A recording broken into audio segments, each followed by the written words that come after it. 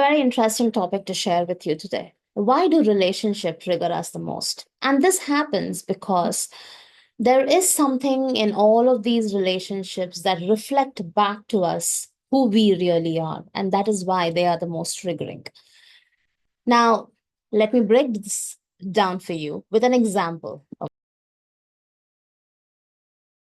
Now, in all of our lives, we have this inner circle and outer circle, right? The inner circle are those people who are there in our immediate family, your best friend, your husband, wife, children, parents, in-laws, etc.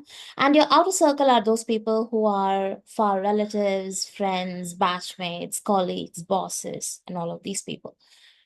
Now, the trigger we get is from both these circles. It doesn't matter inner or outer. But when it comes to how we react, the reaction is much less towards the outer circle, but rather more with that of the inner circle. And that happens because of a bunch of reasons, okay, a bunch of shadows. Now, the reason why the reaction is more towards the inner circle is because of the fear of abandonment. It can be the fear of, it can be the shadow of jealousy as well. And it can also be control issues. Now, if you think about it, and in your own relationship and what you have experienced, you might have had parents who asked you to do something because they are your parents, and you did that because they are your parents, right? You probably are a certain way, do a certain thing, behave a certain way so that the people in your inner circle will feel safe. You're with them, they don't abandon you. And there's so many more shadows there, but I'm just speaking primarily about the shadow of abandonment and control issues. Now, the reason why you end up doing these things, even though you don't want to do, is because of the control issues. Simple example, if you think about it. She is my daughter. She needs to listen to what I have to say because I have more experience, life experience than that of her. What is this? This is not life experience. This is ego. This is control issue. Similarly, your parents. Let's say your parents to you would be, when you were much more younger, would be study this, pick up this as your profession because we have done all the research that we need to do. Even though you were an artist and you wanted to do more in art, but they asked you to do engineering because that was the most happening thing, and that is something what, according to your parents, that is something that would get you more revenue, more money, or more finances for doing whatever you wanted to do. So you see that this is because of control issue. All right. Now, most of the time when we get into a relationship, very unconsciously, we do control or we do try to control the other person. And when that controlling doesn't work, the relationship splits, irrespective of what kind of a relationship it is. It can be between friends, it can be between lovers, it can be between husband and wife, anybody. Understand that every relationship that we have in our life, there is an energy exchange. Okay. You're there in that relationship for an exchange. You're there in that relationships because there is this other person who can give you something that you don't have. Let's talk about this with an example. I'm going to take a person A and a person B. All right. Person A, very serious in life, doesn't know how to have fun, not very open, um, very calculative, very indecisive, and all of these. Okay. Person B loves life, lives the way they want to live, travels, brings in a lot of happiness, brings in a lot of livelihood, brings in a lot of enthusiasm into whatever atmosphere you put them into, whatever environment you put them into. All right. Person A sees person B being a certain way, and person A just loves the way person B is because person A finds it very difficult to be that way. All right. Person A would think how nice it would be if person B gets into their life. All right. And then person A starts the hunt to get person B to be with them. All right. Person B, very happy go lucky and everything. These two people get connected. Now, when these two people get connected, Person A's intention is just to hang on with person B. Okay. Person B is free to travel anywhere, free to go anywhere, free to fly around. All right. But then what happens is when person A starts becoming closer to person B, person A starts depleting the life force energy of person B. And person B simply doesn't realize what's happening because person B, like I said, very free flowing, doesn't have boundaries. Okay. And person A does have boundaries. Person A is a very private person because think about the kind of personality that I'm talking about. All right. Very private person, but would love to spend time with person B because person B has all those fun elements which person A doesn't. Person A doesn't realize that these are something that can be cultivated. Person A doesn't have these fun elements because person A is too stuck up in life. Too many shadows, too many emotions, too many thoughts and analysis, too much logic. That is why person A doesn't have the element of free flowing happiness. Okay. Person B, on the other side, has all of these things, lacks structure, lacks logic, which is a good thing. But the most important thing is that person B also lacks boundaries, doesn't understand how the energy is leaking and how somebody else is depleting all that energy. So when person A and person B are together for a time period, okay, whatever that time period is, person A starts depleting the energy of person B, and now person B is feeling all stuck up, logical, no fun, no happiness, not in the state of flow, very rigid. Okay. And this rigidity is not in just in the way of thinking or in the way of feeling. This rigidity is in the body. Okay. If you can take a second and just scan your body to see where all there is tense and tension, where all the body is stressed, it's holding tension, it is stuck. Okay.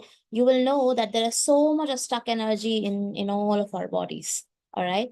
So person B starts feeling all these things, and now person B, what person B wants to do is just go away from everything because person B is not feeling themselves, so they want to go away to replenish the energy that has been depleted. So what is happening? Person B is going away from person A. Person A now feels weird, feels like person B is abandoning them.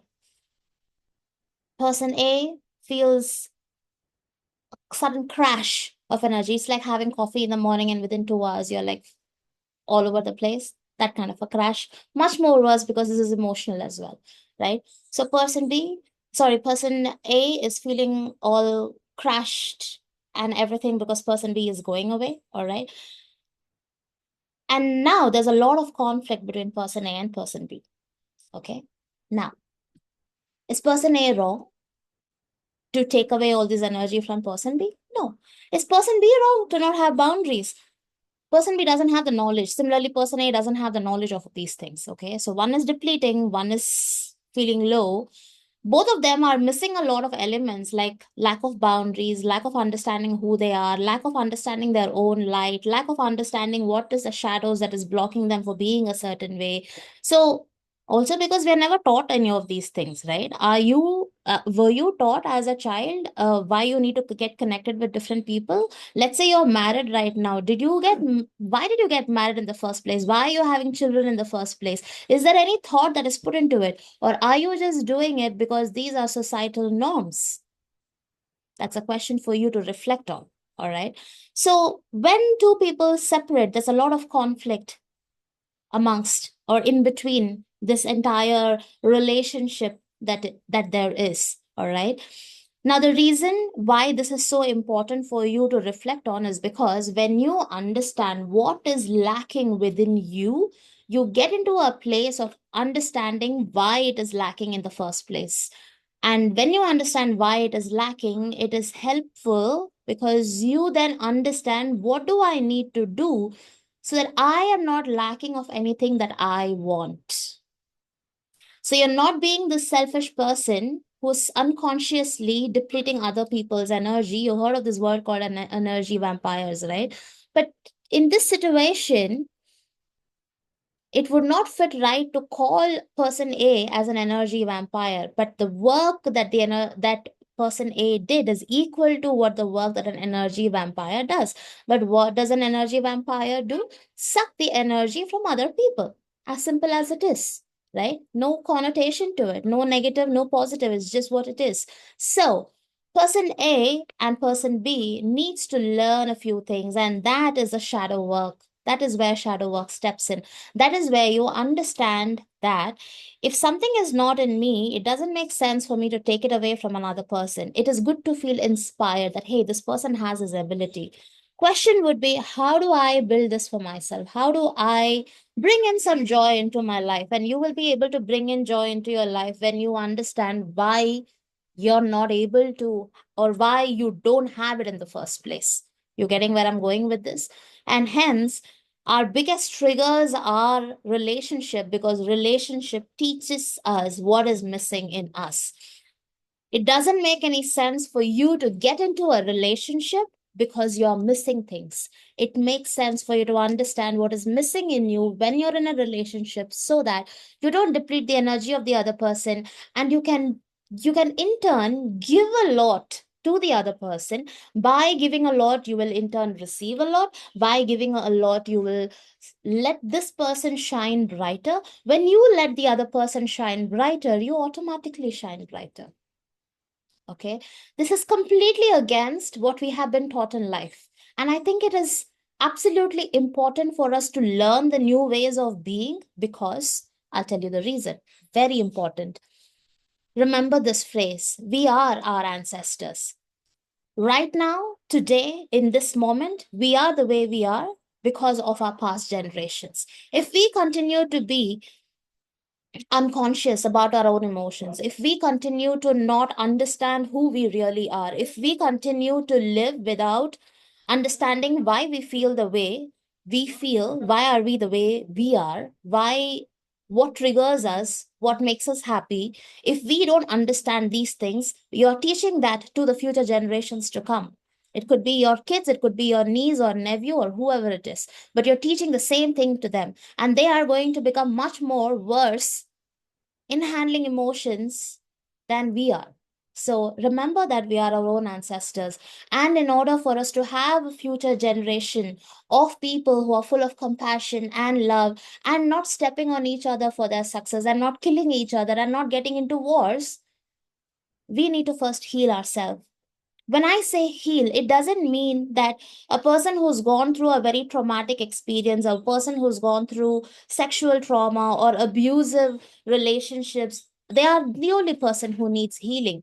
Anything that has happened to us wherein we have felt that we have not been given importance to, where we have felt that people have not understood us, where we have been asked to shut up, and where we have been asked to hide, all of these instances creates trauma within ourselves. All of these instances creates fragments within ourselves. All of these instances creates parts within ourselves which are completely opposite to each other. A part that wants to stay healthy, and a part that wants to eat junk food. A part that wants to get up in the morning and go for a walk, and a part that wants to oversleep and not do anything for their own betterment. A part that wants to be more evolved and intelligent, and a part that wants to live in low vibrating emotions. So there are millions of parts within us. You've heard of this term called multiple personality disorder, right? Multiple personalities, first of all, we all have it. We all have multiple personalities. It becomes a disorder when you don't understand what those multiple personalities are, and when they are in conflict with each other, we are in conflict internally. So you see, people, there's a lot more than just living mechanically. So I think it's high time that we start working on ourselves, and shadow work is really potent for you to work on yourself. So if anybody is interested to know more about what their shadows are, connect with me and I can help you more. And thank you so much.